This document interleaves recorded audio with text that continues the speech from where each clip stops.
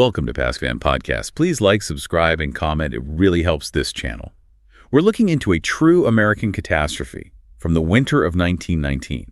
It's an event so bizarre, so unprecedented, that when you first hear the basic facts, they genuinely seem hard to believe. We're going to be peeling back the history of a disaster that unfolded in just a matter of minutes, where an industrial byproduct, something known really only for its sweetness, suddenly unleashed just unimaginable chaos. And it's that contrast that makes it so chilling. Exactly. Our mission today is to uncover the secret history of a system failure. This wasn't an accident of nature. This was, well, it was a ticking time bomb of corporate negligence just waiting for the right moment. The precise fluctuation in temperature and pressure to detonate. And that location was Boston's North End. Right. To really get this, you have to picture that neighborhood in January 1919. It was a community just built on density, on endurance, a real mosaic of American working life. So we're talking narrow, congested streets. Oh, incredibly congested, crammed with 5, 6-story brick tenements. These buildings housed thousands of immigrant families, primarily Italian, but also Irish, Eastern European, all living, right on top of each other. And the atmosphere there must have been intense. It was a sensory overload. The air was thick with the smell of coal smoke, that biting salt air from the harbor. But underneath all of that, there was this pervasive, just relentless sound of industry. The working waterfront really defined the North End. Yeah, and that's a key distinction from how we live now, isn't it? It's a crucial distinction. Industry wasn't pushed out to some sterile zone on the city's outskirts. It was right there. It was pressed up against residential life. Visible, audible, and ever-present. Completely. You had these massive storage tanks, you had freight trains rattling down the tracks on Commercial Street, and the machinery of commerce just operating 24 hours a day. It defined the geography of daily life, right next to where families were eating and sleeping. And I imagine because of that constant closeness, the line between, say, comfort and danger just got blurred. It did. People living and working there, they accepted these immense industrial structures as maybe an unfortunate but necessary part of economic progress. And that normalization, that acceptance, it allowed one particularly immense and, as we now know, fundamentally unstable structure to just sort of fade into the background. Even though it was a dark monument to potential disaster. What was this structure? It stood near the waterfront, really dominating the intersection of Commercial Street and Foster Street. It was this massive, almost brutalist cylindrical tank. It was owned by the Purity Distilling Company. So big it should have been impossible to ignore. Its sheer scale should have demanded attention, absolutely. But for the people living in its shadow, it just became part of the scenery. They walked past it every day. Kids played beneath it, using this towering steel wall as a backdrop for their games. So it was immense, but it was familiar. Yeah. Familiar enough to be ignored. And yet this seemingly inert structure was the epicenter of a historic tragedy. Okay, so to understand the destructive potential lurking inside it, we have to start with what it was holding.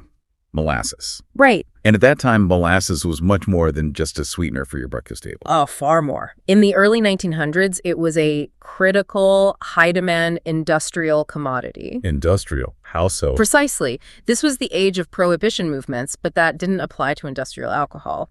Molasses, which is a byproduct of sugar refining, was the essential ingredient for fermentation. And that process yielded 2 major products. Okay. One was rum, which of course had historical importance in New England trade. But the more critically important and much more profitable product for the 1910s was industrial alcohol. And industrial alcohol was used for everything, right? Across the entire spectrum of American manufacturing, it was needed for solvents, chemical processes, fuel, and crucially, for munitions production. And this is right around World War I. Exactly. Even though the U.S. had just entered the conflict, the global demand for this alcohol just skyrocketed. So what was once a simple, sugary byproduct quickly turned into a strategic resource, vital to the war effort. And because of that, vital to corporate profit margins. And this is where the pressure on the system truly begins. Companies like Purity Distilling, which was a subsidiary of the much larger United States Industrial Alcohol, They were in a frantic race to capitalize on this demand. So speed over safety. Speed over everything. The need for speed in construction, storage, and processing, it just superseded any need for caution or for rigorous safety checks. They wanted to store and process as much of this strategic resource as they possibly could, as fast as they could. And the tank itself is really a testament to that urgency. It is. It was rushed into construction in 1915, specifically to stockpile molasses for this purpose, for conversion into alcohol needed for wartime supplies. And the dimensions, they're just staggering. They really are. It stood about 50 feet tall and 90 feet in diameter. It was designed to hold over 2 million gallons of molasses when it was near capacity. Let's try to put that volume into perspective, because it's the physical force here that's the essential fact. It is. When full, that structure held approximately 12,000 tons of thick, viscous liquid. 12,000 tons. To give you a mental image, imagine 120 fully loaded railway freight cars. All that weight, all that mass was pressing outward constantly, day and night, against those steel walls. Held back only by the integrity of the rivets in the foundation. And that's it. It's hard to even wrap your mind around that much weight being contained in a single vessel right next to family homes and a fire station. But the issue wasn't just the sheer volume, it was the construction itself. Right. The tank's impressive size masked serious, fundamental flaws. And those flaws were rooted entirely in that rush for profit and the avoidance of standard procedure. This is where the story turns. Chilling. The negligence. It is. The entire construction process of this massive industrial structure was rushed from concept to completion with minimal oversight and basically no accountability. The designer, Arthur Gell. He wasn't even an engineer, was he? He was an accountant. He relied on shortcuts and, frankly, cheap materials. And you mentioned shortcuts. There's one that is just damning.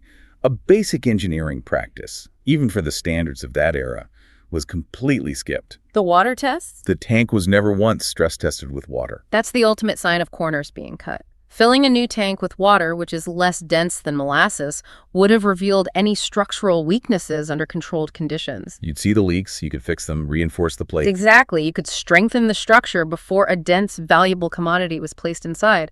Instead, they filled it immediately and directly with molasses. Which means any problems that came up had to be dealt with reactively, after the fact, under this immense, unyielding pressure. And problems arose immediately, not weeks later, not months later, the moment the tank was filled. And people noticed. The residents in the North End, they weren't blind. No, they started seeing thick, dark molasses just oozing from the tank's seams. And this wasn't just a drip. It was a substantial seepage, pooling on the ground, dripping down onto sidewalks, mixing with the dirty snow and grime. Wow.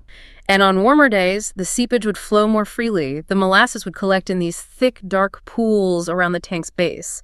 This was irrefutable visual evidence of structural failure. The tank was literally bleeding. It was. Bleeding out its contents through compromised rivet holes and weakened seams. The pressure was already too much for it. And the company's solution to this severe structural deficiency is what really elevates this from a mistake to willful negligence. It is. Their response. It's shocking. It wasn't to drain the tank, not to repair the seams, not to strengthen the steel. They painted the tank brown. This painted it. It was a shocking act of concealment. The idea was simple. If we paint the surface the same color as the leaking molasses, the thick, dark streams will just blend in. It hides the evidence from the public eye. They weren't trying to seal it.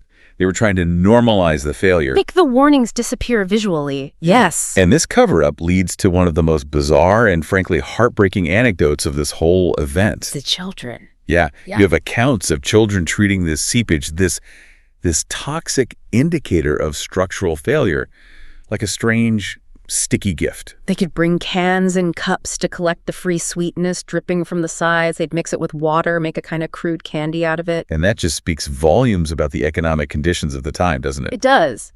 This was a poor, working-class neighborhood. Free sweetness was a genuine commodity. What should have been seen by everyone, the company and the residents, as this profound, persistent warning sign was just normalized. It became a daily curiosity, an annoyance, or for some, a small treat. The danger was literally accepted as part of the landscape. And that warning sign was being amplified every day by the internal physics of the molasses itself. We think of molasses as slow, benign, harmless. But in these quantities, it's heavy, it's dense, and it's deceptively dangerous. When you look at the pressure calculations, molasses is roughly 40% denser than water. So it's exerting substantially more force on those thin, poorly riveted steel plates than water ever would have. Substantially. And furthermore, the way the tank was operated made that pressure even worse in specific, dangerous ways. How so? Purity Distilling kept adding fresh, warm shipments of molasses from the Caribbean right on top of the older, cooler contents that had been sitting there through the Boston winter. And that temperature difference created stress. A huge amount of internal stress as the two liquids tried to mingle and equalize in temperature. And then there's the fermentation. That compounds the problem exponentially. Right. Molasses is sugar-rich, so it naturally ferments. This process releases carbon dioxide gas. So the Purity tank was operating like a massive, pressurized bottle of soda. Constantly increasing internal gas pressure, pushing outward against a structure that was already compromised. It was a failure compounded by density, by temperature, and by biology. And the tank itself was speaking. It was giving off these auditory warnings. It was, quite literally. Workers and neighbors reported hearing these persistent, deep, metallic sounds.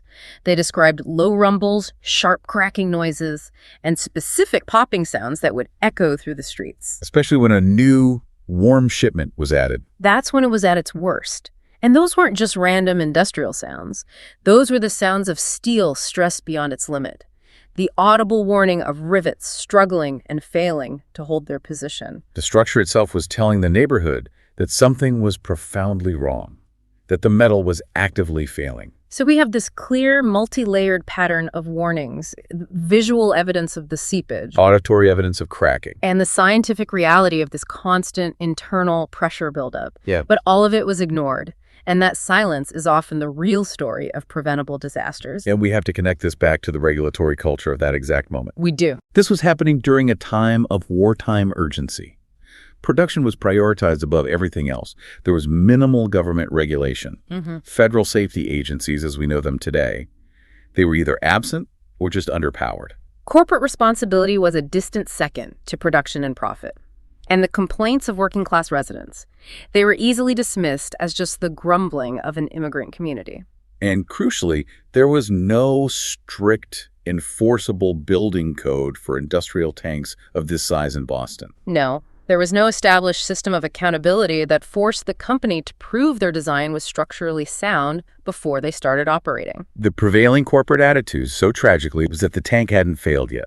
And the short-term cost of repairing it properly, or God forbid, replacing it, it just vastly outweighed the perceived risk of leaving it alone. So life just continued under the shadow of this ticking time bomb, even as the structure filled and emptied, adding stress with every single cycle, making the catastrophic outcome not a question of if, but when. And by January of 1919, that inevitable outcome was only hours away.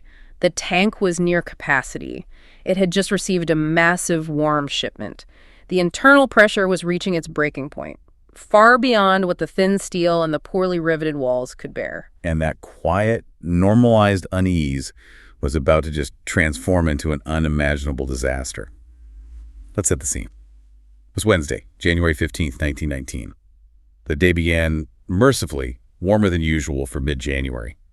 After weeks of just biting cold, the temperature had climbed unexpectedly. It rose well into the low 40s. And that seemingly small environmental shift, that was the final stressor. It was. That rise in temperature caused the newly added warm molasses and the gases from the fermentation to expand just slightly, and that expansion was the last bit of internal force the already flawed structure could not withstand. It's around 12:40 in the afternoon, the middle of the workday. Dock workers are moving cargo, kids are spilling out of nearby schools for lunch, and then the sound arrived. Survivors struggled for decades to even articulate what they heard. Some called it a deep thunderclap. Others said it was like a freight train crashing at full speed. But many described a low, guttural rumble that was immediately followed by a violent, catastrophic metallic tearing, a sound that seemed to rise from the very foundation of the earth. The tank failed, catastrophically. And the speed of the destruction is what defines this tragedy. It happened in seconds. The pressure release was instant and immense. The force was so great that hundreds of rivets shot out of the steel walls like bullets. Traveling hundreds of feet. embedding themselves in nearby buildings. The entire massive steel cylinder just split open, its thick walls peeling outward like a can. And millions of gallons of molasses, Mm. 12,000 tons of it, exploded into the street. And we have to be clear, this was not a slow spill. This wasn't a burst pipe. No. The force was unstoppable, kinetic, and terrifying. A wave of thick, dark syrup surged outward from the tank's base. And eyewitness estimates of the wave's height, they're incredible. They are. They consistently place the peak of the wave between 20 and 25 feet high. 25 feet. And crucially, it was moving at the speed of a fast-moving truck. They estimated it around 35 miles per hour, absolutely faster than any human could react or run in those densely packed streets. The physical destruction was immediate, and in its path, total. I mean, imagine the force required to do this. Yeah. Wooden structures in its immediate path, they weren't just damaged. They were obliterated instantly, splintered into matchsticks. Solid brick walls, like the ones at the adjacent fire station, they cracked and collapsed instantly. The wave acted like a massive bulldozer. Even the elevated railway trestle nearby, this heavy, robust infrastructure. Twisted, torn from its massive steel supports. The beams just buckled under the impact and the sheer weight of the wave striking it. Freight cars on the tracks were lifted clean off their lines and tossed aside like toys. And the living things in its path. Horses pulling wagons were immediate victims. Utterly engulfed, instantly dragged down into the adhesive grip of the syrup, and people caught in the open had virtually no chance. Dock workers, teamsters, children, they were swept off their feet, rolled, slammed into debris by the sheer mass of the liquid. Firefighters inside Fire Station 15. Yeah. They reported the entire building shuddering violently before the doors were instantly ripped away. And the interior was flooded, trapping many of them inside. And what's so crucial to stress is that this was molasses. It was not water. It did not behave like water. Right. As the wave spread and lost some of its speed, it thickened rapidly in the cold winter air. And that high viscosity, that density, made it instantly heavier, stickier, and terrifyingly suffocating. This is the paradox of drowning in syrup. People found themselves trapped mid-step, just instantly immobilized. The wave was deadly on impact, but the residual pool was a sticky death trap. Shoes were pulled off by the suction. Clothing adhered completely to the body, making movement impossible. Struggling only made the situation worse, embedding victims deeper into the mass, just like quicksand. And those who were hit by the main wave and thrown, or anyone who fell face first into the residual pool, they often vanished. Vanished beneath the surface. Pulled down by the density and the viscosity, they never rose again. The trauma of the initial impact was immediately replaced by the terrifying, paralyzing grip of the syrup. Survivors described the terror so vividly. They said it was like being caught in quicksand made of glue or thick asphalt. Every single attempted movement just increased their entrapment. They were immobilized, buried up to their waist, their shoulders, or entirely engulfed, unable to exert the leverage needed to break free. And the smell. That overwhelmingly sweet, sickening scent of fermenting sugar and death filled the air, mixing with these desperate screams for help. The emergency response was immediate, but it was fundamentally inadequate for this unique substance.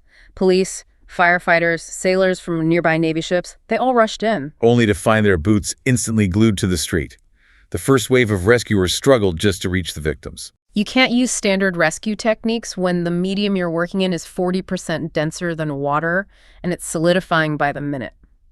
Ladders just sank into the viscous liquid. Ropes would become heavy, saturated, sticky. They'd adhere instantly to anything they touched. Rescuers were forced to wade or crawl or even swim through chest-high syrup, using enormous constant strength just to cover a few feet. It was a brutal, agonizingly slow process. And the details from the rescuers' accounts just highlight the horror. One rescuer later detailed hearing voices calling out for help, then the sound weakening, then falling silent entirely as the syrup thickened and began to harden around the trapped bodies. They weren't just fighting a disaster, they were fighting the very physics of the liquid itself. Which was actively turning into a solid trap. And as the afternoon went on, the temperature predictably dropped again as the sun lowered. The molasses solidified further.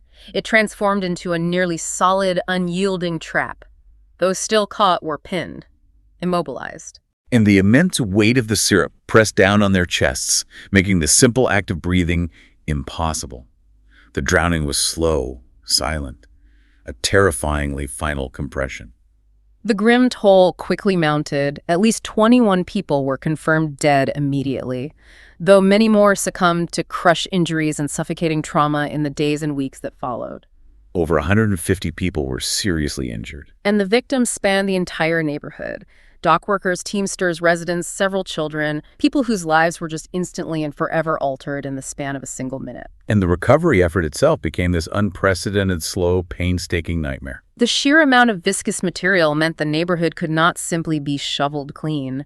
It took weeks, sometimes months, to fully clean the affected area. What do they do? How do you clean that up? They had to resort to using these enormous hoses, pumping salt water in from the harbor to wash the syrup away. For days, the harbor water turned dark brown, carrying the residue of the disaster out to sea. But even after most of the cleanup was done, the memory and the odor, it just lingered. The smell. That overwhelmingly sweet, sickening scent of fermenting molasses, it clung to the physical environment. It permeated walls, furniture, clothing for months, sometimes for years. It became a profound psychological mark on the city, and on the North End in particular. People claimed the streets remained sticky for years. They'd track that molasses residue into homes and businesses. The physical presence of the disaster, the residual scent and stickiness, was almost impossible to escape. And with that widespread, persistent physical evidence came a furious, overwhelming demand for accountability. The public anger just boiled over. The cost of years of ignored warnings and corporate shortcuts was now laid bare in the streets. And the central question was unavoidable. How could a structure of this scale, holding 12,000 tons of industrial liquid, be built and operated without any meaningful independent oversight? The Purity Distilling Company, backed by its very powerful parent company, United States Industrial Alcohol, they understood the severity of the situation, and they immediately launched an aggressive, expensive legal fight. Their defense strategy was to deny all responsibility, to claim the disaster was completely unforeseeable. They put forward two main arguments, right? Yes. First, they claimed it was sabotage. They suggested that Italian anarchists who were active in the region had planted a bomb at the base of the tank. And the second argument? That it was an act of God. An unforeseeable natural phenomenon that no prudent company could have been expected to prevent. And this is where the story pivots sharply from a disaster to a legal landmark. It does.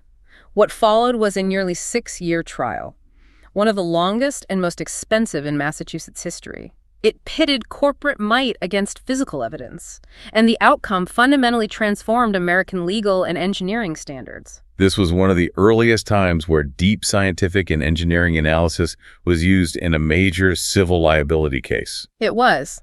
The company hired teams of expert witnesses to try and prove the sabotage theory. But the victims' lawyers, representing the families, they responded by hiring equally rigorous, unbiased experts to examine the structural failures. And what did they find? The engineers testified that the tank was fundamentally and catastrophically flawed from its initial construction in 1915. They proved the steel plates used were significantly thinner than recommended for the tank's size and the immense pressure it was designed to contain. So it was under-engineered from the start. Severely. And on top of that, they found pervasive evidence of poor workmanship. The rivets were unevenly installed, sometimes misaligned, and often insufficient in number to hold the seams together against that constant 12,000-ton outward force. The foundation was a problem too, wasn't it? The foundation itself was proven inadequate. It was laid over poorly compacted, spongy soil near the waterfront, which meant the massive weight settled and shifted unevenly, adding torque and stress to the already poorly constructed walls. The tank was structurally unsound from day one. But it was the physicists who delivered the crucial blow against the company's unforeseeable accident claim. They did.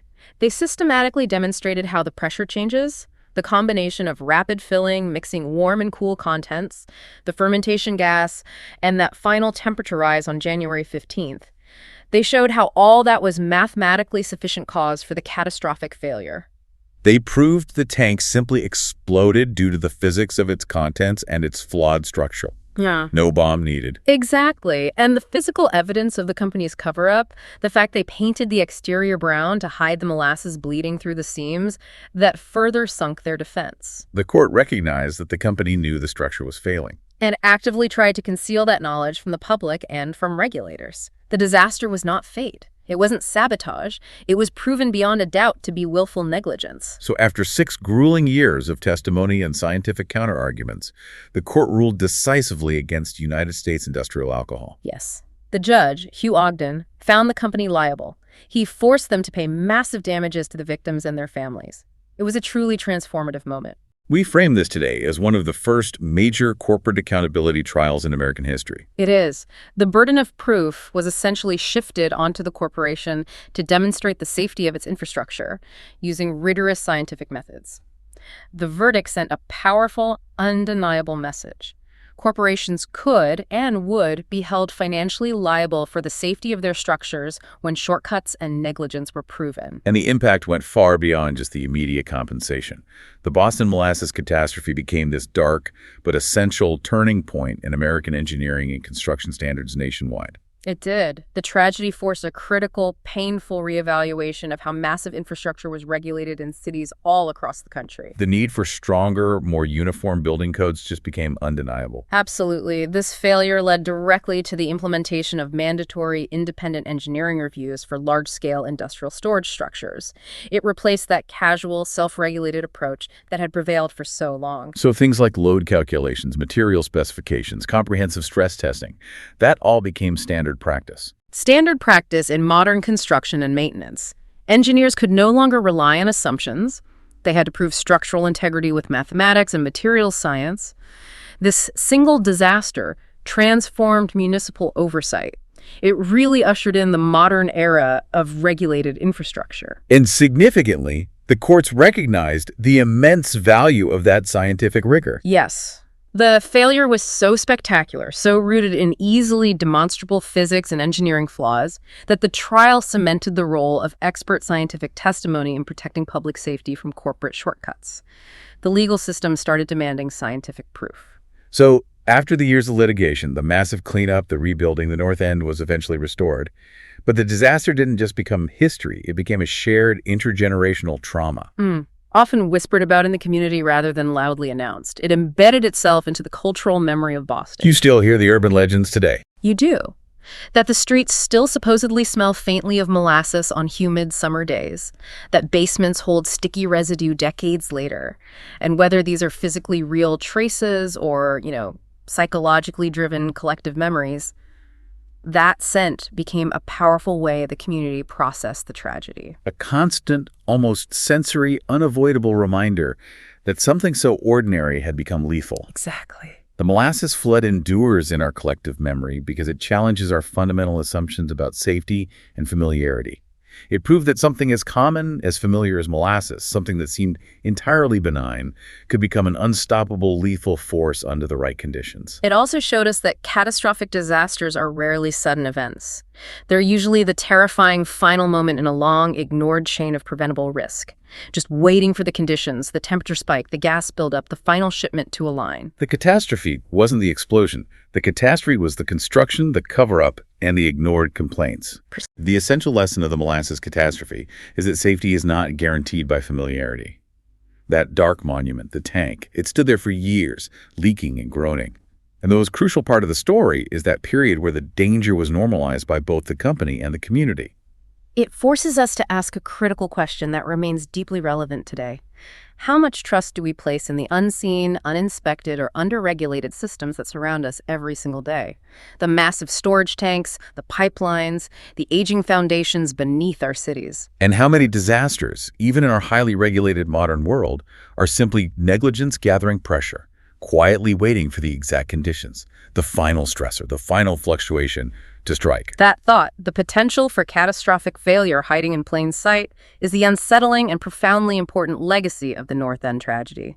The molasses is long gone, but the scars and the questions, they remain embedded in the bedrock of modern safety codes. We appreciate you joining us for this in-depth analysis of this complex and unnerving chapter of industrial history. We'd encourage you to consider how the standards and the infrastructure you rely on in your own cities, the codes that govern construction, the mandatory inspections that govern maintenance, are silent reminders of the catastrophes, like the one in Boston that came before them and were paid for in human lives. Thank you for your time and attention today as we analyze this remarkable event.